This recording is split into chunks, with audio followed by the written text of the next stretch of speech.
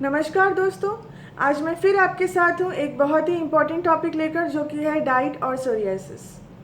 Maximum psoriasis patients इस तनाव से ग्रस्त रहते हैं कि वो क्या खाएं और क्या ना खाएं। कहीं ये खा के तो सोरियासिस नहीं बढ़ जाएगा, कहीं ये खा के तो और फैल नहीं जाएगा। तो आज हम इसका उपाय आपको बता ही देते हैं। और ये वीडियो शुरू होने से पहले मैं आपको बता दूं कि अगर आप ये सोच रहे हैं कि आपको कोई लिस्ट मिलेगी इसके अंदर कि आप क्या खाएं और क्या ना खाएं, तो ऐसा नहीं होने वाला है। क्योंकि मैं आपको इसमें एक होलिस्टिक हीलिंग के उपाय व नुस्खे बताने वाली हूँ, जिससे कि आप अपने स्वास्थ्य की जिम्मेदारी खुद ले सकते हैं।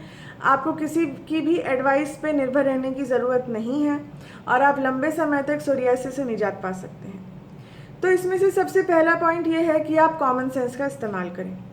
कॉमन सेंस क्या कहता है? कॉमन सेंस ये कहता है कि आप एक बैलेंस डाइट खाएं। बैलेंस डाइट मतलब कि आप न ज़्यादा तीखा, न ज़्यादा मीठा, न ज़्यादा खट्टा, न ज़्यादा नमकीन, न ज़्यादा कड़वा, एक बैलेंस्ड खाना खाएं। क्योंकि किसी भी चीज़ की अति हानिकारक होती है। बहुत मीठा खाने वालों को डायबिटीज़ हो जाता है, बहुत नमकीन खाने वालों को बीपी हो जाता है। तो ये ज़रूरी है कि हम एक बैलेंस डाइट लें। और आप सीजनल खाना खाएं।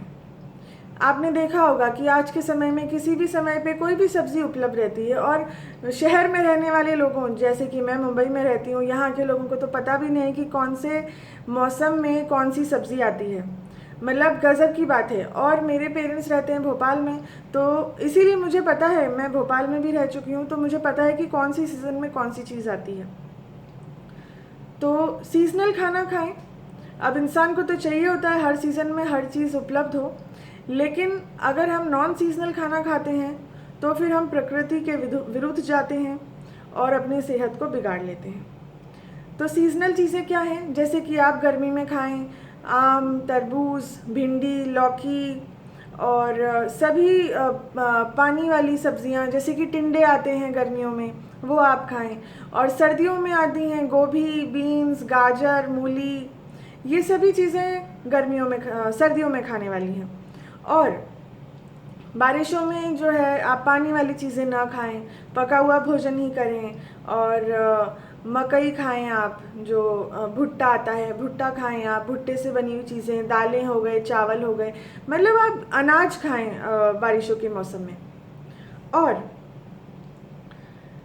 लोकल खाना खाएं।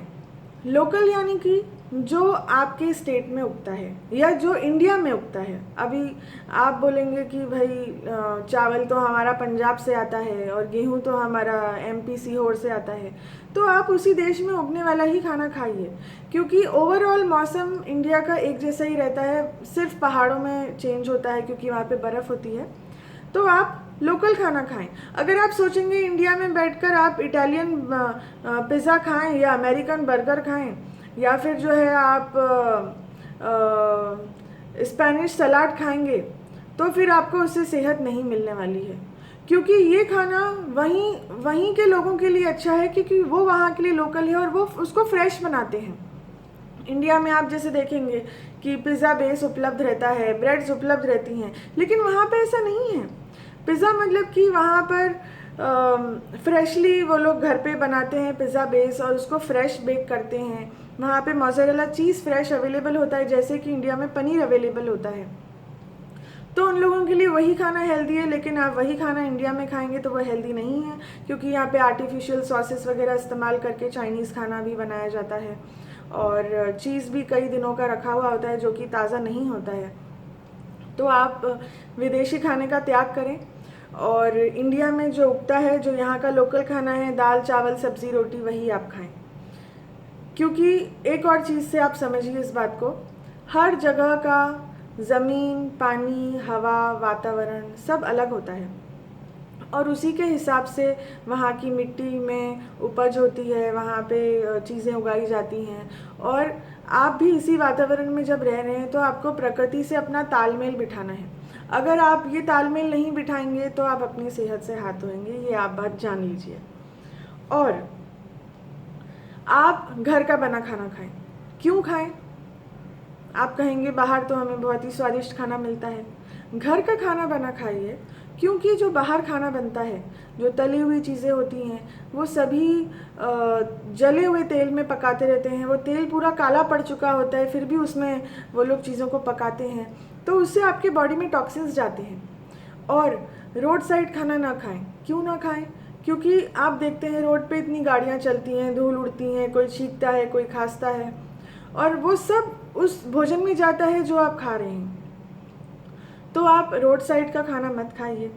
और अगर आपको बाहर खाना खाना ही है तो उसको 1 से 2 बार तक आप लिमिट कीजिए एक सप्ताह में, कि प्लान कीजिए आप कि हाँ मुझे इस दिन को हम बाहर का खाना खाएंगे, और बाकी सभी समय आप घर का खाना खाएं। घर का खाना ही सेहतमंद होता है, वो ताज़ा बना हुआ होता है, और जो बनाता है उसने उसको इमोशन से बनाया होता है, प्यार से बनाया होता है। लेकिन जो बाहर का खाना है, लोग जब दिमाग में पैसा रख के खाना बनाते हैं तो आप सोच सकते हैं कि उस खाने में कैसे इमोशंस गए होंगे, और वो खाना आप खाते हैं, वो आपको कभी भी सेहत नहीं दे सकते। और हो सके तो दिन में एक मील आप खुद बना के खाइए, ये सोचकर कि ये जो मैं मील बना रहा हूँ खुद के लिए, जो खाना मैं बना रहा हूँ, वो खाने से मेरे बॉडी को संपूर्ण स्वास्थ्य प्राप्त होने वाला है। तो फिर आप देखिए कि आपकी सेहत कितनी इम्प्रूव होती है। जो भी पॉइंट्स मैं आपको बता रही हूँ वो आप उसको एक अपना लाइफस्टाइल बना सकते हैं। ऐसा कोई ज़रूरी नहीं है कि आप इसको एक पर्टिकुलर टाइम के लिए फॉलो करें, आप इसको ज़िंदगी भर तक फॉलो कर सकते हैं, क्योंकि हमें तो सेहतमंद ज़िंदगी भर रहना है। हमें शॉर्ट टर्म में नहीं सोचना है, हमें लॉन्ग टर्म में सोचना है। और डिब्बा बंद या पैकेट वाले खाने आप बिल्कुल ना खाएं। वो तो मरा हुआ खाना है, मैं तो बोलूँगी कि वो मरा हुआ खाना है, उसमें कोई प्राण शक्ति नहीं है। ताज़े खाने में जो प्राण शक्ति होती है, डिब्बा बंद पैकेट वाले खाने में कोई प्राण शक्ति नहीं होती। इसका मैं आपको एग्जाम्पल बताती हूँ। जैसे कि आप बिस्किट खाते हैं, ठीक है। अब आप ये सोचिए कि वो बिस्किट आपके हाथ में या आपके मुंह तक पहुँचा कैसे? भाई पता नहीं कौन सी जगह पे गेहूँ उगा था, मालूम नहीं, पता नहीं किसने उसको पीसा, कोई फैक्ट्री में पिसा होगा, किस कंडीशन में पिसा हमें तो पता नहीं है। और उसके बाद वो आया बिस्किट बनाने वाली फैक्ट्री में, पिसा हुआ गेहूँ।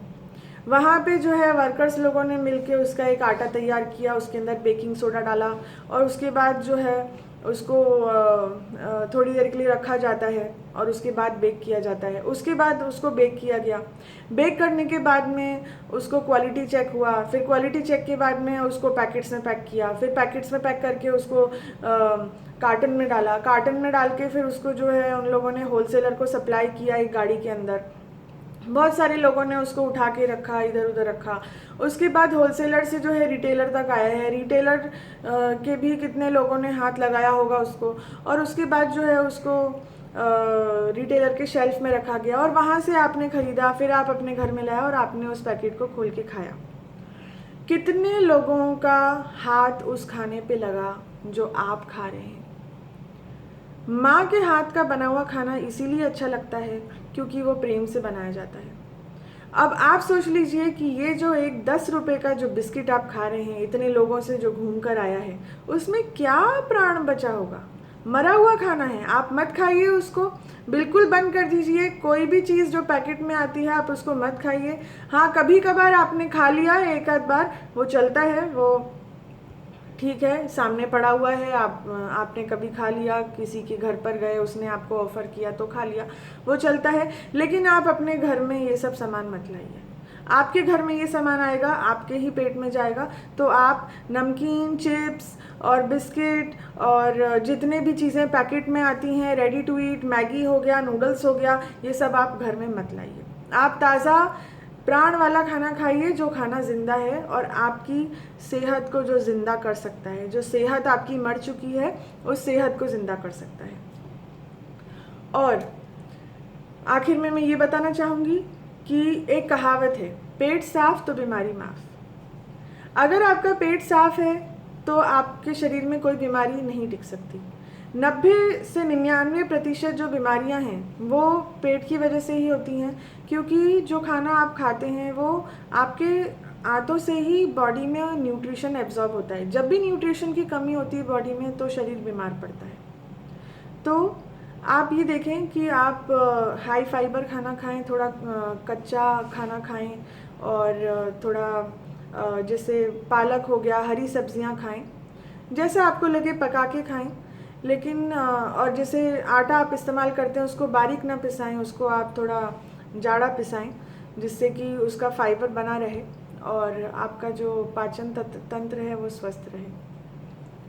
आगे हम और वीडियोस में बात करेंगे कि हम क्या क्या खाना अपने डाइट में इंक्लूड कर सकते हैं हमारे पेट को सही रखने के लिए, हमारे बॉडी को प्रॉपर न्यूट्रिशन देने के लिए।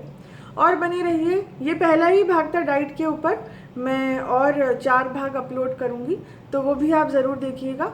इस वीडियो को देखने के लिए आपका बहुत बहुत धन्यवाद। और आखिर में मैं यही कहूँगी कि मेरी दिली तमन्ना है कि आप पूरी तरह से स्वस्थ हो जाएं और अपनी चिंता छोड़ दीजिए कि ये सोरियासिस टिका रहेगा, क्योंकि जब आप टिक जाते हैं तो बीमारी हट जाती है, और जब आप हिल जाते हैं तो बीमारी टिक जाती है। तो यही मेरी कामना है कि आप इन वीडियोस का लाभ लें और अपने जीवन में उतारें और स्वस्थ हो जाएं। धन्यवाद।